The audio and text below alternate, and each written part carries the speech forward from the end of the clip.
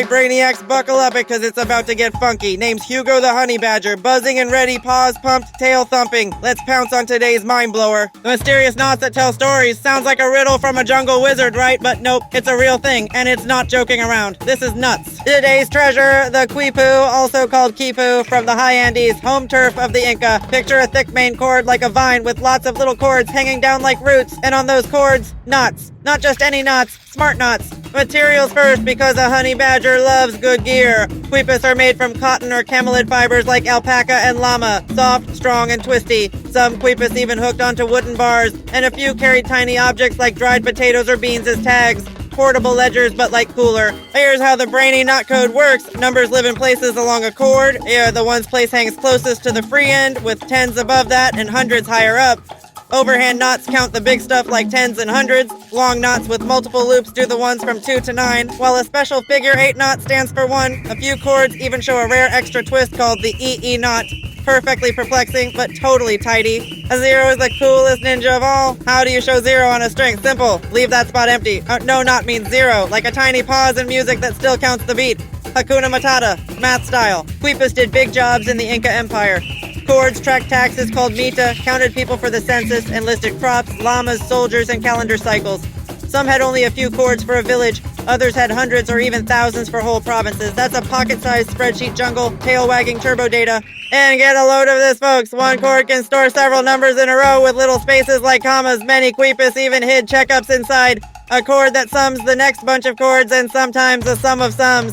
Built-in audit, no guts, no glory, no math errors. Who read these wild strings? Quipucamayok's pros with paws? Well, hands. Trained experts who could scan chords fast, even by touch with their eyes closed. They updated numbers on the road, sliding and retying knots to keep the books balanced. Serious skill? For real? Numbers were only part of the story. Colors mattered, materials mattered, and the twist of the yarn, S or Z, mattered too. Even how a pendant cord attached to the main cord could carry meaning. Some patterns might mark social halves called moieties, like Team Sun and Team Shadow working together.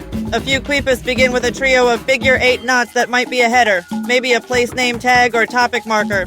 Still being studied, but it smells like metadata, and this honey badger has a good nose. Now for a spicy debate, are Quipus a true writing system that matches speech sounds, or a powerful symbol code that doesn't talk like an alphabet? Some researchers spot hints of phonetic bits, others say the chords carry numbers and categories, not full spoken words. The jury is still not. Okay, switching rivers. History took some twist too. After the Spanish arrived, courts at first accepted Quipus for settling tribute questions. Later, in 1583, a big church council banned many ritual Quipus and lots were burned. Tough times for chords. Still, some survived in dry places, some rested in community houses, and some are honored today in Andean villages during ceremonies of office. In one highland town, chords are unfurled when leaders change, tying today to the ancestors. That is not magic. That is memory. Fresh news keeps popping up like a prairie dog with espresso. Recently, community Quipus were found stored in a church attic in a remote Peruvian village. Close cousins to chords guarded in a nearby town. Centuries of quiet, then boom. A bundle of history swings back into the light.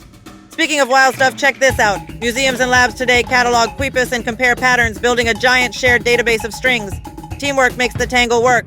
Personal take, straight from the burrow. Quipus are the coolest ancient spreadsheets ever. Nature-friendly, backpack-ready, and totally tactile. If math could dance, it would dance on strings. And next up on this brain safari soon, another Inca Tech marvel waits in the wings. Maybe rope bridges that sing in the wind, maybe stone walls that fit like puzzle pieces. Brace yourselves for a crazy ride. And that's the tail end of that tale. For real, time for a beehive of knowledge to cool down. Stay wild and wonderful. Keep those curiosity claws sharp. Okay, time to hit the burrow and nap on that knowledge.